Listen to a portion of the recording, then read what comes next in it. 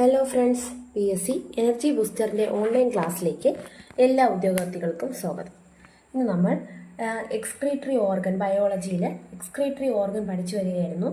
അതിൽ ഒരു പാർട്ടായ കരൾ ഒരു എക്സ്ക്രീറ്ററി ഓർഗനാണ്. അപ്പോൾ എക്സ്ക്രീറ്ററി ഓർഗനായ കരളിനെ കുറിച്ചാണ് നോക്കാൻ പോകുന്നത്. ശരീരത്തിലെ മാലിന്യ സംസ്കരണശാലയാണ് കരൾ.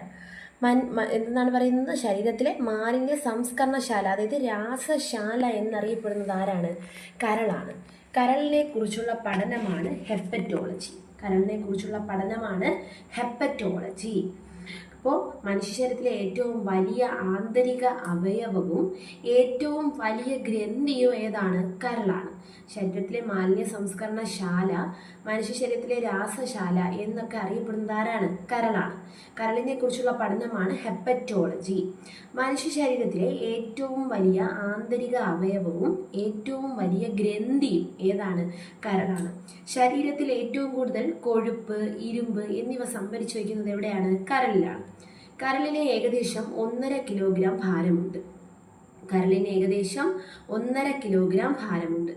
വിറ്റാമിൻ എ സംഭരിച്ചു വയ്ക്കുന്നതും കരളിലാണ്.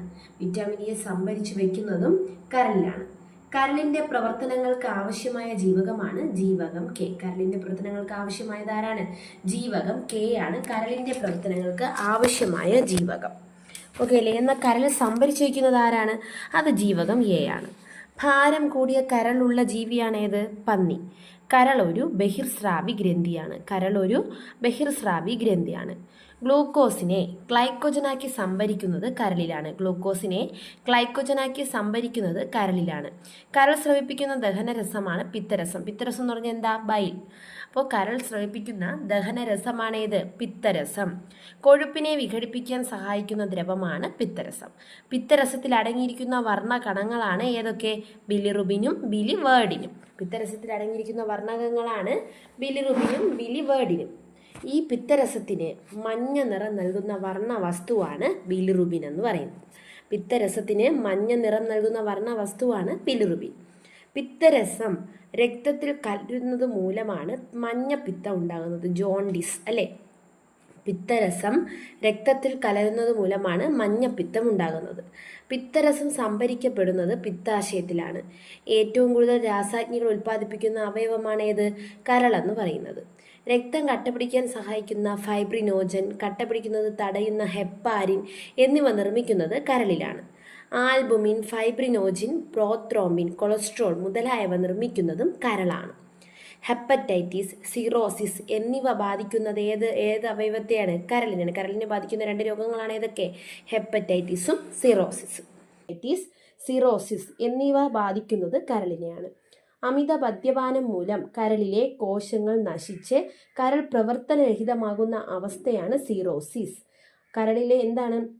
അമിത മദ്യപാനം മൂലം കരളിലെ കോശങ്ങൾ നശിച്ച് കരൾ പ്രവർത്തനരഹിതമാകുന്ന അവസ്ഥയാണ് സിറോസിസ്. മനുഷ്യ ശരീരത്തിൽ ഏറ്റവും കൂടുതൽ താപം ഉൽപ്പാദിപ്പിക്കുന്ന അവയവം കരളാണ്.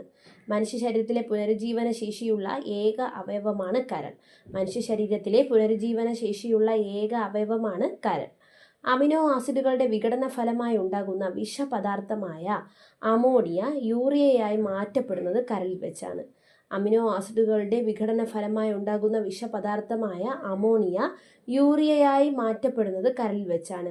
അമോണിയ രക്തം വഴി കരളിലെത്തുകയും അവിടെ വെച്ച് ചില എൻസൈമുകളുടെ സാന്നിധ്യത്തിൽ കാർബൺ ഡൈ ഓക്സൈഡ്, ജലം എന്നിവയുമായി ചേർന്ന് യൂറിയ ഉണ്ടാവുകയും ചെയ്യുന്നു. ഈ യൂറിയ പിന്നീട് മൂത്രത്തിലൂടെ പുറത്തു പോവുകയും ചെയ്യുന്നു. ശ്രദ്ധിക്കണേ, അമോണിയ രക്തം വഴി എന്ത് ചെയ്യും? കരളിലെത്തും. അവിടെ വെച്ച് ചില എൻസൈമുകളുടെ സാന്നിധ്യത്തിൽ കാർബൺ ഡൈ ഓക്സൈഡ്, ജലം എന്നിവയുമായി ചേർന്ന് യൂറിയ ഉണ്ടാവുന്നു. ഈ യൂറിയയാണ് പിന്നീട് മൂത്രത്തിലൂടെ പുറത്തു പോകുന്നത്. ശരീരത്തിലെത്തുന്ന വിഷങ്ങളെ നിർവീര്യമാക്കുന്നത് ആരാണ്? കരളാണ്. ഭ്രൂണാവസ്ഥയിൽ ചുവന്ന രക്താണുക്കളെ നിർമ്മിക്കുന്നതും കരളാണ്. മലിനജലത്തിലൂടെ പകരുന്ന ഹെപ്പറ്റൈറ്റിസ് ഏതൊക്കെയാണ്? ഹെപ്പറ്റൈറ്റിസ് എയും ഇയും. കരൾ മാറ്റിവെക്കൽ ശസ്ത്രക്രിയ ആദ്യമായി വിജയകരമായി നടത്തിയത് തോമസ് സ്റ്റാർസിൽ. 1967 തോമസ് സ്റ്റാർസിലാണ് കരൾ മാറ്റിവെക്കൽ ശസ്ത്രക്രിയ ആദ്യമായി വിജയകരമായി നടത്തിയത്. മാറ്റിവെക്കുന്ന അവയവങ്ങളെ ശരീരം തിരസ്കരിക്കുന്നത് തടയാൻ കണ്ടെത്തിയ ഔഷധമാണ്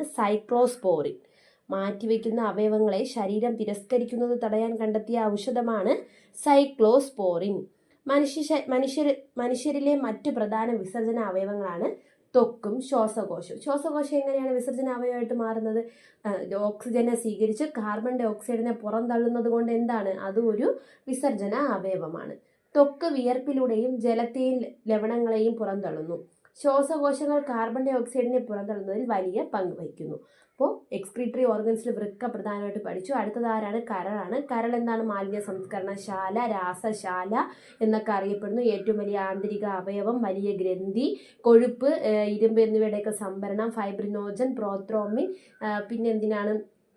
ആൽബുമിൻ, ഇതിൻ്റെയൊക്കെ കൊളസ്ട്രോളിൻ്റെയൊക്കെ സംഭരണം എന്ന് പറയുന്നത് ആർക്കാണ്? നിർമ്മാണം എന്ന് പറയുന്നത് കരളാണ്. 2 രോഗങ്ങളാണ് ഹെപ്പറ്റൈറ്റിസും സിറോസിസും എന്ന് പറയുന്നത് കരളിനെ ബാധിക്കുന്നത്. മദ്യപാനം മൂലം ഉണ്ടാകുന്നതാണെങ്കിൽ സിറോസിസ് ആണ്. ഇനി മനുഷ്യരിൽ ഏറ്റവും കൂടുതൽ താപം ഉൽപ്പാദിപ്പിക്കുന്ന അവയവമാണ് കരളെന്ന് പറയുന്നത്. പിന്നെന്താ?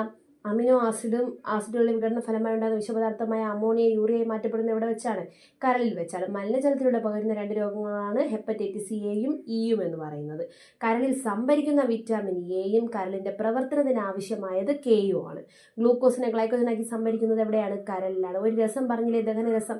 കരൾ സ്രവിപ്പിക്കുന്ന ദഹനരസമാണ് പിത്തരസം എന്ന് പറയുന്നത്, അല്ലെങ്കിൽ ബൈൽ എന്ന് പറയുന്നത്. മഞ്ഞപ്പിത്തം എന്ന് പറഞ്ഞാൽ എന്താണ്? മഞ്ഞപ്പിത്തം എന്ന് പറയുന്നത് പിത്തരസം രക്തത്തിൽ കലരുന്നത് മൂലമാണ് മഞ്ഞപ്പിത്തം എന്ന് പറയുന്ന രോഗം, അല്ലെങ്കിൽ ജോണ്ടിസ് എന്ന് പറയുന്ന രോഗം ഉണ്ടാകുന്നത്. പിത്തരസം സംഭരിക്കുന്നത് എവിടെയാണ്? പിത്താശയത്തിലാണ്.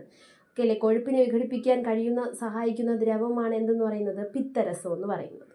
കരൾ ഒരു എന്ത് ഗ്രന്ഥിയാണ്? ബഹിർസ്രാവി ഗ്രന്ഥിയാണ് കരൾ എന്ന് പറയുന്നത്. ഏറ്റവും കൂടുതൽ കൊഴുപ്പൊക്കെ ആഗിരണം ചെയ്യുന്നത് എവിടെയാണ്? സംഭരിച്ചിരിക്കുന്നത് എവിടെയാണ്? കരളിലാണ്. ഭാരം എത്രയാണ്? 1.5 കിലോഗ്രാം ഭാരമാണ് ഉള്ളത്. ശ്വാസകോശം, ത്വക്കൊക്കെ എന്താണ്? വിസർജന അവയവങ്ങളാണ്. മാറ്റിവെക്കുന്ന അവയവങ്ങളെ ശരീരം തിരസ്കരിക്കുന്നത് തടയാൻ വേണ്ടിയിട്ടുള്ള ഔഷധമാണ് ഏത്? സൈക്ലോസ്പോറിൻ എന്ന് പറയുന്നത്. ഓക്കെ അല്ലേ? അപ്പോൾ ഇത്രയാണ് വിസർജന അവയവത്തിനകത്ത് വരുന്നത്. ത്വക്ക് വരും. നമുക്കത് എന്ത് ചെയ്യാം? ജ്ഞാനേന്ദ്രിയങ്ങൾ, അതിൻ്റെ കൂട്ടത്ത് നമുക്ക് ത്വക്കിനെ കുറിച്ചും കൂടെ പഠിക്കാം. Okay, thank you. എല്ലാവരും ഷെയർ ചെയ്യണേ, സബ്സ്ക്രൈബ് ചെയ്യണേ.